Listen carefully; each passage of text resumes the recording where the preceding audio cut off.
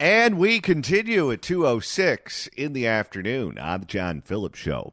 Mr. Randy Wangs in Culver City. John, L.A. Mayor Karen Bass held a press conference talking about jobs at LAX today. And whenever they host these press conferences on Channel 35, they always intro it with a little music, and they don't fade it out right away. So pretend that Karen Bass isn't the mayor of Los Angeles, and tell me if this doesn't sound like a morning DJ on a jazz station.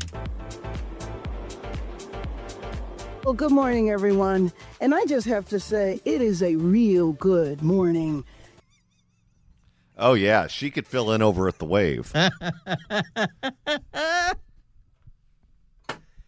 800-222-5222 is the telephone number, 1-800-222-5222. And right now it's time to open up the California Crime Blotter. If the cashier is dummy. Questions? And the first edition takes us to a smoke shop in the San Fernando Valley. Not just one, Johnny, but 3 smoke shops in the valley that got smashed with Hundayis so they could steal everything inside. You know, if they keep going at this rate, we're not going to have any Korean cars left. For more, here's ABC 7 Eyewitness News in Los Angeles. Reporting live in Granada Hills, Irene Cruz, ABC. Oh, no, that's the end of the piece. 3 smoke shops targeted this morning. All in a matter of a few hours, each shop was rammed by vehicles and then ransacked. Yeah, now investigators are looking to see if Where do they sell the stolen cigarettes? I guess MacArthur Park. I don't know, but these sorts of crimes are so common now. I hope these crooks get lung cancer. Yeah, now investigators are looking to see if the crimes are related. Eyewitness News reporter Irene Cruz is live in Granada Hills with more. Irene. Yeah, Mark, Colleen, multiple locations hit this morning in the valley. There is no confirmation that any of those are connected as of this point in time. Isn't that worse if they're not connected? Yeah, if they're not connected, it's just complete bedlam. If there's just, on any given night, 3 people ramming cars into smoke shops in the San Fernando Valley, that says a lot about the valley. You got a problem. I got to move. There is no confirmation that any of those are connected as of this point in time. I do want to show you one example of what we're seeing this morning. This is Elite Smoke Shop. The suspects rammed a car into the storefront. The owner telling us it'll cost about $15,000 to $20,000 to repair. And he's going to have to do that out of pocket because good luck filing a claim. You file a claim, guess what? State Farm's going to drop you. Well, we find out from a lot of these businesses is that if this has happened before, they've already been dropped by their insurance company, whether they filed a claim or not. Oh, yeah. Well, that woman that owned Casa Vega, who called in and was on the show, essentially said that she didn't make any claims to her insurance company, but because the businesses around her were making those claims, they dropped her. The security gate torn off, the front window gone. They're assessing a lot of the damage, and there are bits of glass on the pavement. The owners now sweeping up the remnants. Burglars hit Elite Smoke Shop in Granada Hills off Devonshire Street. The suspects abandoning the car in the shop. They just leave it there. It's so interesting, right? Because 10 years ago, maybe even 5 years ago, you stole a car so you could strip it for parts or maybe sell it off somewhere or drive it. But now the stolen cars are so worthless, they're just used as battering rams and then they're discarded. And they just leave it there like it's some kind of souvenir you don't want. And they're not even worried about any evidence that could be in the car because they're not even torching the cars afterwards, like that happened all the time in Oakland. I wonder how much business Uber does with Kia and Hyundai owners who get their cars stolen constantly and they need to call Uber to get a ride home. The owner tells us they're still counting the inventory, but the suspects broke. They don't know how many Camels got stolen yet.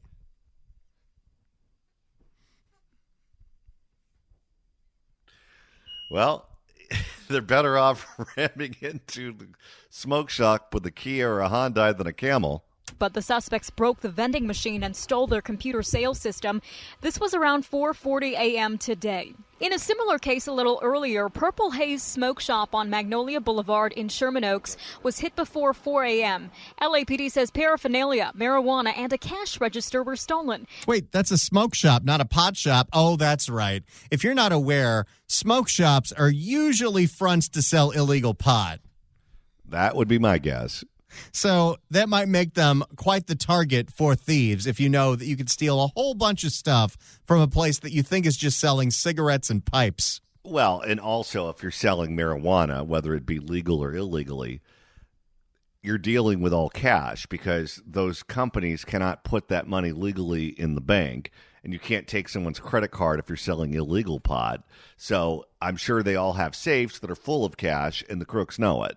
You know, when I was a pot smoker, at legal dispensaries, this is before it became recreational, but it was medical, you could use your credit card at a couple of shops, and it would come up on your credit card bill as a vitamin shop. Don't know if that was on the up and up, but it worked for me. We talked to a man sleeping in his car nearby who witnessed it. Valley's got a valley. That is quite a man on the street interview. We talked to a man sleeping in his car nearby who witnessed it. He says he saw 5 or so suspects. He did not want to be identified.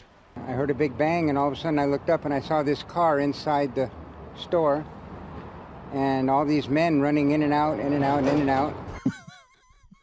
I love the fact that homeless people sleeping in their cars are kind of the watchdogs now. And within 10 minutes, everything was being taken out and thrown in their second car, I guess it was, and they all took off. That quick. The suspects were last seen in a white 2017 Hyundai Elantra. So both cars are stolen. Well, of course. You think they only steal the crash car? They steal the getaway car, too. That's the first time I've ever seen anything like that happen apart from online or on television. And in a third burglary, also in Granada Hills around 6:30 this morning, a suspect was armed with a bow and arrow. What? So we're going medieval. Did this robbery clue contain Ted Nugent? A suspect was armed with a bow and arrow. Maybe they're practicing for the Olympics because, John, the San Fernando Valley does host the archery tournament. Oh, yes. Well, if they're practicing for the Summer Olympics, maybe the shopkeeper is going to be practicing for the Winter Olympics for curling, because that's what he's going to have to do to the floor to clean up the mess. A suspect was armed with a bow and arrow. They were targeting a business near Balboa Boulevard and San Fernando Mission Boulevard. They did not break in. That suspect fled on foot, and they matched the description of one of the other burglaries. I really want to understand how this works. How are you going to use a bow and arrow to break into a smoke shop? I have no clue. Maybe on the arrowhead it's a brick or it's a rock, but you got to be real strong to fling that thing. You would think so. In which case, why wouldn't you just throw the brick? And the multiple investigations are still ongoing. Again, they're working to see if any of these cases are related. As of now, there is no confirmation of that. Reporting live in Granada Hills, Irene Cruz, ABC 7 Eyewitness News. So there you go. 3 different smoke shops, all smashed and grabbed and targeted in the San Fernando Valley in the matter of 3 hours. And before the smoke shops even got robbed, there were at least 2 cases of Grand Theft Auto. And no one got caught for any of it. You know, I think we're getting to the point where if you're on the freeway and you see a Kia or a Hyundai, you just have to assume that car is stolen. Yeah, if you own one of those things, I wouldn't even spend the money to invest in fuzzy dice to hang on the rearview mirror because you're not getting it back. All right, it's time to reopen the blotter. If the cashier is dummy. Questions? And story number 2 takes us to the IE. In Chino, a homeowner happened upon a burglar, but it wasn't your everyday kind of home burglar. It was a naked burglar, and they got shot. The burglar. A man in his birthday suit, huh? The homeowner shot the naked man. Let's find out what happened here. Here's KCAL in Los Angeles. Strange tale in Chino tonight. A man broke into a home, got naked, and got shot. I love Pat Harvey. She's a national treasure. She pretty much summed it up there. Strange tale in Chino tonight. A man broke into a home, got naked, and got shot. Why naked? Probably the math. KCAL News reporter Nicole Comstock is live in Chino now with how this break-in turned into a shooting. Nicole. Well, the homeowners tell us when the suspect came flying in through their window, he initially... What? So he just burst through the window. Maybe that's why he got naked. There were shards of glass in his clothes. So instead of some drunk getting thrown out the window of an old-timey Western saloon, this guy got thrown through the window into the house. Is it like this in every market? Is it like this in Arizona, in New Mexico, in Nevada, or is this just how California crime goes? No, I think it's just normal here in the insane asylum. Well, the homeowners tell us when the suspect came flying in through their window, he initially had clothes on. Wait, so he broke in with clothes and then nuded up once he got in the house? Yes. It was after the encounter inside their home that led to that shooting when police say the suspect ended up naked. Well, I guess if he's naked, you can't say he was going to his waistband. The front window was boarded up on this home in Chino after police say out of nowhere, a burglar busted through it at 11:30 in the morning and was subsequently shot by one of the homeowners. Good for them. Well, if the naked guy was standing there and he couldn't see him real up close with the lights on, maybe he thought that that was a rifle. The family told us they weren't ready to talk about it on camera. Off camera, they tell us that stranger tried to get in the front door first, then immediately punched his way through the glass window pane and jumped inside. Yeah, this is meth and or PCP. Oh, yeah, a combo. It stunned them. You know, it's a pretty crazy thing in the daytime when the cars were in the driveway. Dude, there's somebody home. You would think that that would be obvious, but no. Neighbors say they can imagine how dangerous that could be. And by the way, at this point, even though we're saying burglar, this is a home invasion robbery. Oh, yes. If you're home when they break in a violent fashion, that's exactly what it is. Neighbors say they can imagine how dangerous that could be if it happened to them. Would you feel like you had to defend your family? Of course, yeah. We all need to protect our... This is Chino. Everyone's armed. Oh, yeah. They don't care if it's 11 o'clock in the morning. They don't care if your fruit's outside the loom. They don't care about any details. If you break into someone's house in Chino, you're getting shot. The prison's real close. People got to protect themselves. Of course, yeah. We all need to protect our families. Police say by the time they got here, the suspect, 21-year-old Sven Sokolovskis, had taken all... Is that 2 names or 3? I don't know. Sounds like a lot of vowels. 21-year-old Sven Sokolovskis. Sven Sokolovskis? We don't usually have Swedish criminals, but... No, we don't. There's a first time for everything.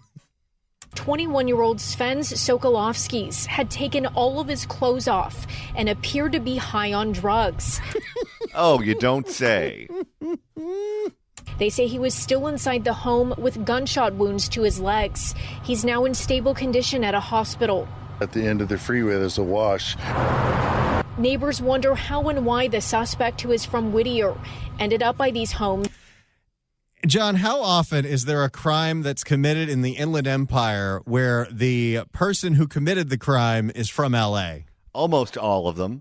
But, you know, I'm thinking about something here, Randy. What's that? Have you ever seen someone get treated by the paramedics when they've been in an accident or been shot or gone through something traumatic? Oh, yeah.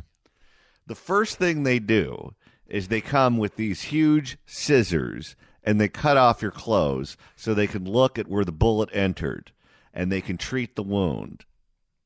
If you're naked, there's no clothes to cut off. Skipped a step. Did I ever tell you when I was in high school on a very cold day, there was this biology teacher that looked, acted, walked, and talked just like Homer Simpson. And he used to drive a motorcycle to school every single day. And he was involved in an automobile accident right in front of the school.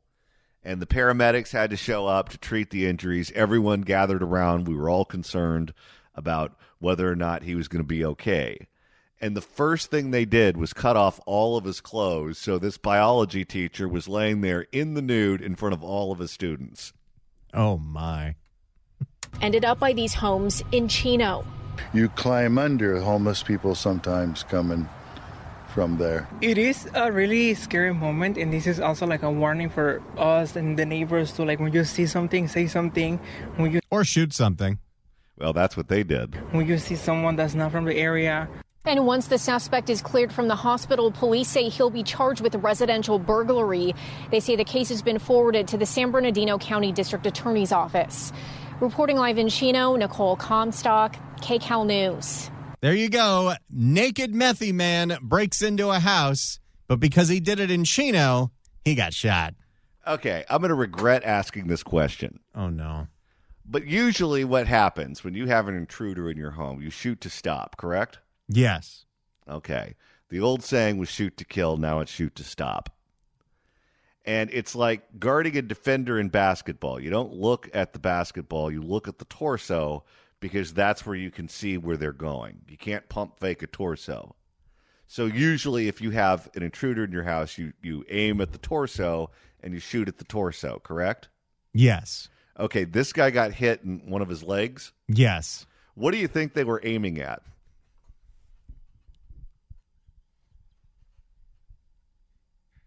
That might have been a moving target. I'll give you a hint. There are two of them.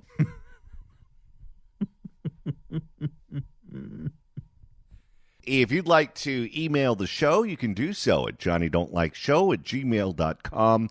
That's johnnydon'tlikeshow@gmail.com.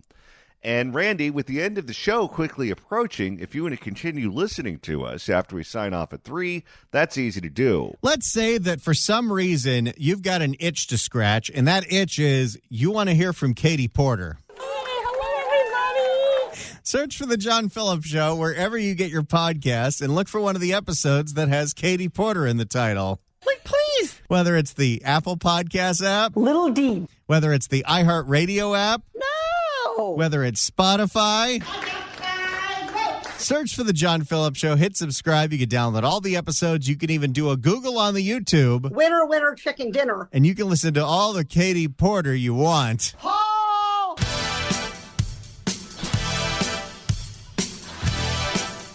Now, Willie Brown weighed in on her earlier today. He said that if Kamala Harris gets into the governor's race, that Katie Porter is going to get crushed.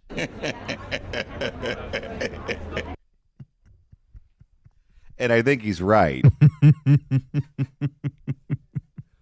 I know she says she's not going to drop out, but if Kamala Harris gets in and she's up by 30 points over all the other Democrats, what reason do you have to stay in? Well, and you look what not only they say, but what they're doing. If Katie Porter really was not going to drop out in the summer when Kamala Harris finally announces that she's in this thing, then she'd be doing everything she could to get her name out there right now. She'd be barnstorming the state, dominating the media landscape because we're a year out from the primary. And outside of that initial interview she did with Alex Michelson, she hasn't done a damn thing.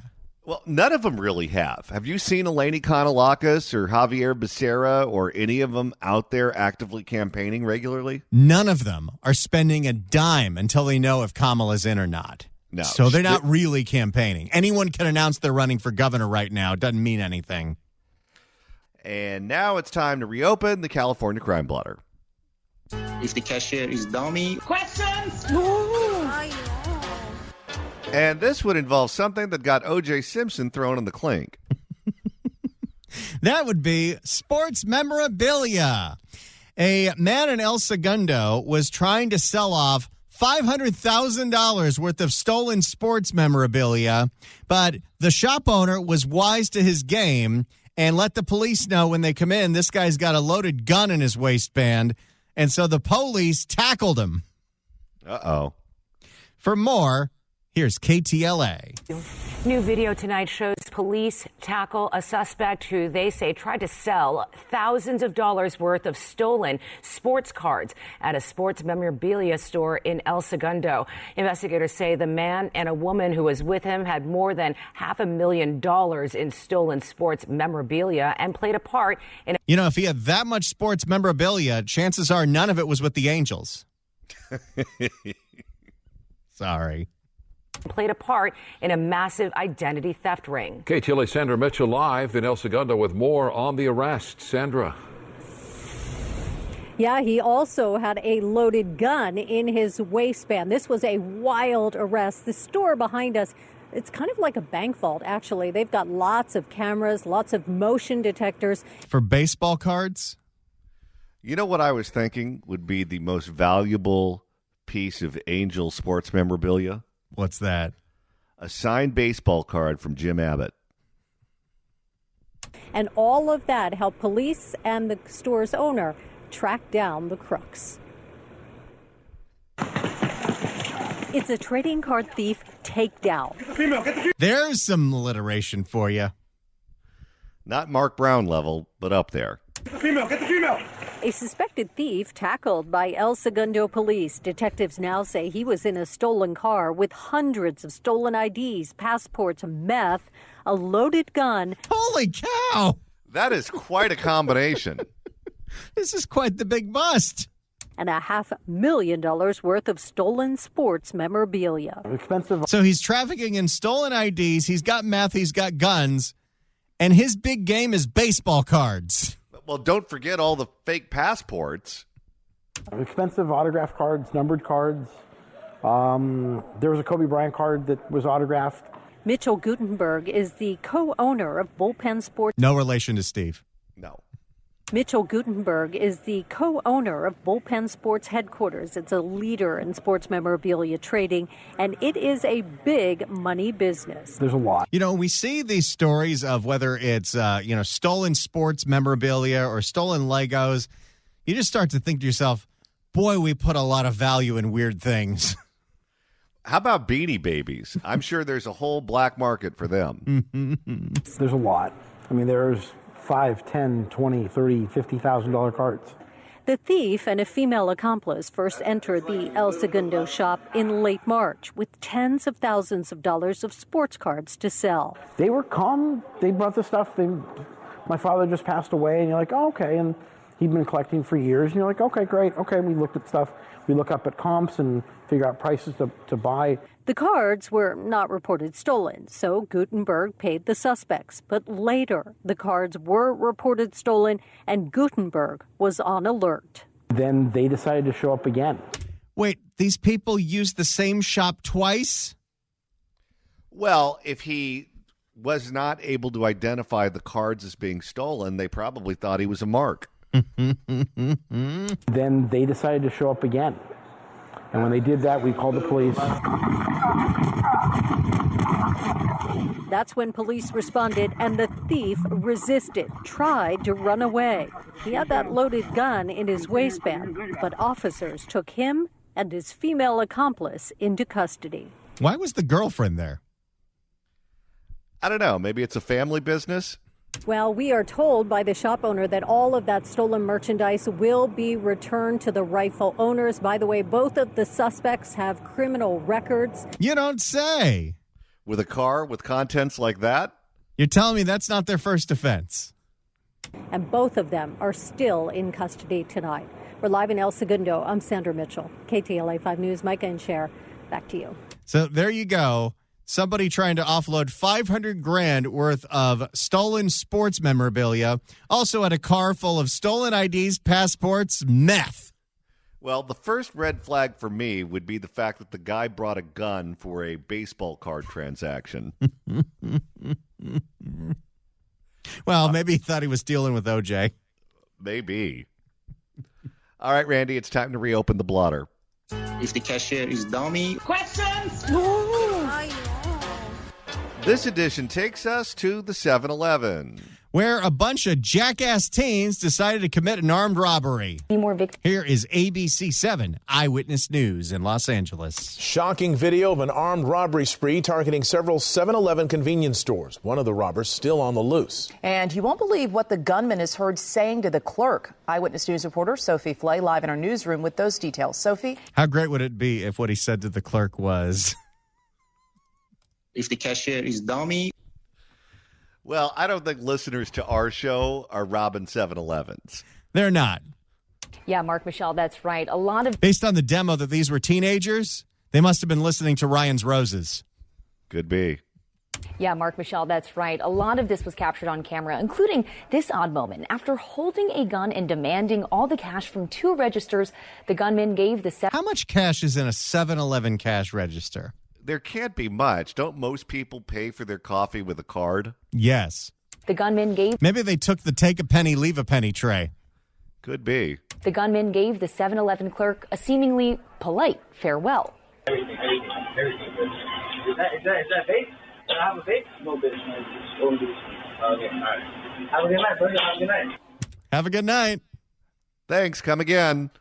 3 people are now in custody, 2 of them teenagers, after an armed robbery spree at 5 7-Eleven locations. Surveillance video shows one man pointed. Where'd the teens get the guns? Okay. I wonder if this is one of these organized crime rings where they use the teens to actually commit the crime because the teens will only go to jail for a very short period of time. Well, that was straight up the strategy for a whole lot of things during the Gascon era, because Gascon, one of his big blanket policies was to not charge any juveniles in adult court. It doesn't matter how bad the crime is. So you had teenage gang members who committed murder that went to juvenile hall. And guess what? Probation officers aren't equipped to deal with that kind of criminal. And that's why the juvenile halls have been destroyed. Pretty much. Surveillance video shows one man point a gun at the convenience store cashier, demanding the dough. In the video, you can hear the gunman telling him to relax, saying, "I just want the money." And he wasn't alone. At another location, he was seen waving friends into the store. That video... It's a good team-building exercise. Let's rob these 7-Elevens together. Could you imagine being the cashier in this circumstance where you're outnumbered, 4 or 5 to 1, and they're pointing a gun at you? I've said it before, and I'll say it again. In the state of California, where you can go to any fast food establishment and start at $20 an hour, In-N-Out Burger, $23 an hour. Who the hell would put their life on the line to work at a 7-Eleven? Well, if you work the overnight shift, part of your uniform should be a Kevlar vest. That video ends with one person hopping behind the counter. According to Rampart Division Police, they pulled up to each location in a stolen blue Hyundai Sonata. It's another Hyundai. There you go. When they're not battering rams, they're getaway cars. So all the Kias have been stolen in Los Angeles. We've moved on to Hyundais. Although technically they're the same company. Okay, what are they going to do when all of the Kias and Hundais get stolen and destroyed? Oh, they actually have a fix for that. They've already started figuring out how to do this on Nissans. That was an Altima LTMA 4899410. Please move it now. You're blocking someone. So all the rental cars are going to get stolen. Stolen blue Hyundai Sonata. One person stayed in the car while the rest put pressure on the store employees using a blue steel handgun with an extended magazine for intimidation. The crime spree went on all day. Where the hell are the Keens getting these guns? I'm telling you, they probably work for an organized crime ring. The crime spree went on. Is this one of those gangs that's funded by the LA City Gang Reduction Unit? It's probably USAID. The crime spree went on all day long, and here's a map of their stops, starting in the Pico Union area at 2:45 in the morning on April 18th, then moving to Echo Park, Pasadena, Baldwin Park, and the last stop wasn't until 8:45 that night at a 7-Eleven in Rampart Village. It came to an end just before 10 p.m. after a police... It's a weird little loop they did. Yeah, they went all over the city. And you're really ballsy if you're trying this in Pasadena. Yeah, they don't put up with that there. At a 7-Eleven in Rampart Village, it came to an end just before 10 p.m. after a police pursuit caught the crooks in downtown L.A. One suspect fled on foot and the other is still on the loose. A 15-year-old and 17-year-old are in custody. 21-year-old... You know, at this point, I'm going to say it, and our audience will say it too. What kind of parents are these? You said plural. You think they have 2 parents? No way.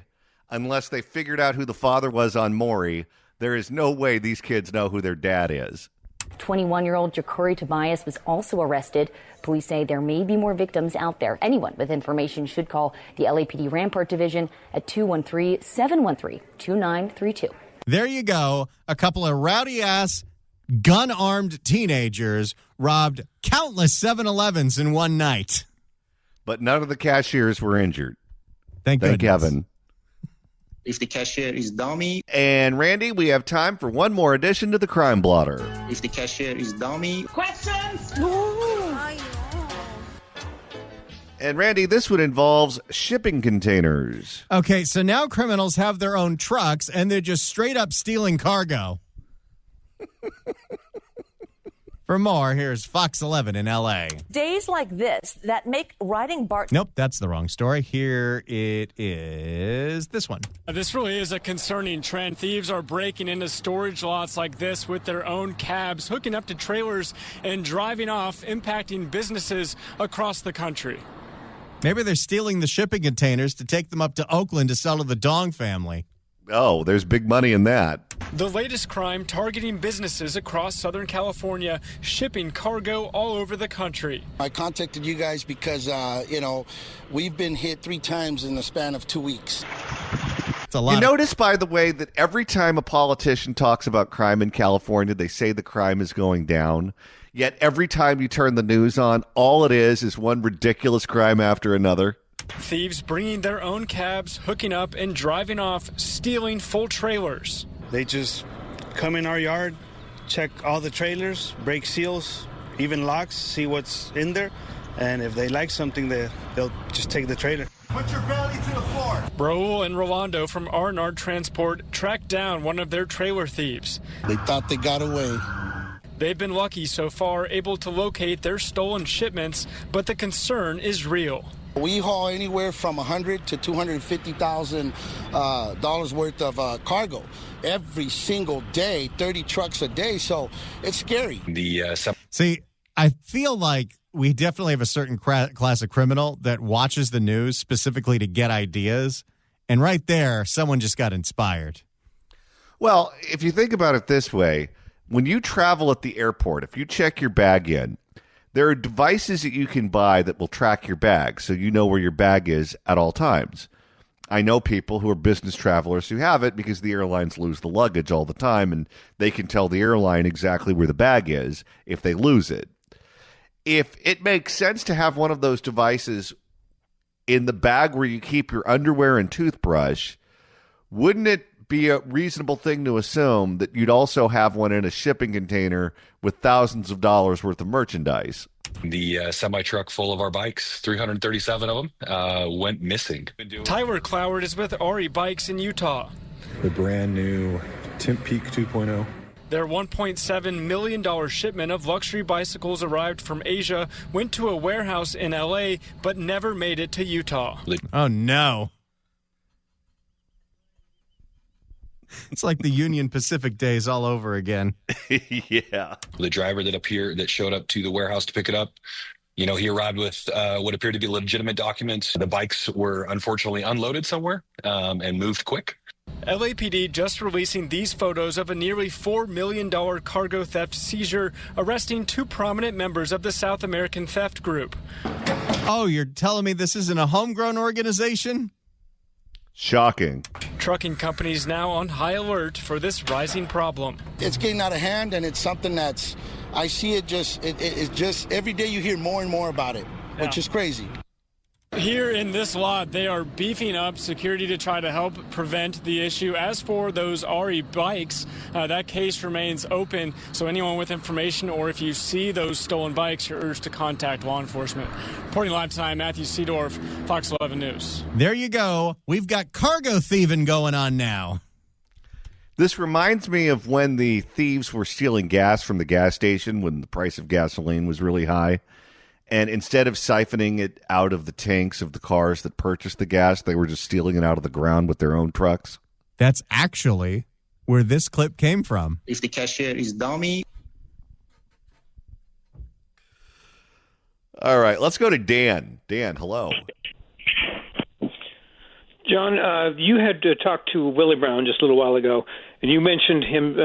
We talked to him about ranked choice voting. He said that's not going to change the nightmare that's in some of these cities. Now, if you look at the voting system throughout California, I think a lot of it's illegal. A lot of it needs to be challenged. I mean, ranked choice voting is basically the government saying you, the voter, have to vote for several different people all at once for the same job. I can't find anywhere in the voting rules that that's legal. And then ballot harvesting is another thing that both parties shouldn't be doing. And lastly, Prop 14, that was something the Republicans came up with about 10, 12 years ago. That was Abel Maldonado's brainchild. He was one of the stupidest people in the Republican Party. I have no idea how he got as far as he did. But that should also be illegal because you've got Steve Hilton and Sheriff Bianco fighting against each other to fight for the lone Republican votes. Again, the whole thing is convoluted, needs to be challenged. I don't think I've heard anyone look into the matter to see if any of these are legal. I don't think they are. But until somebody does, we're stuck with this nightmare. Yeah, I don't know what was wrong with one man, one vote. And then suddenly they decided to change it all around, and the results that they produce are, well, Shang Tao. Absolutely, absolutely.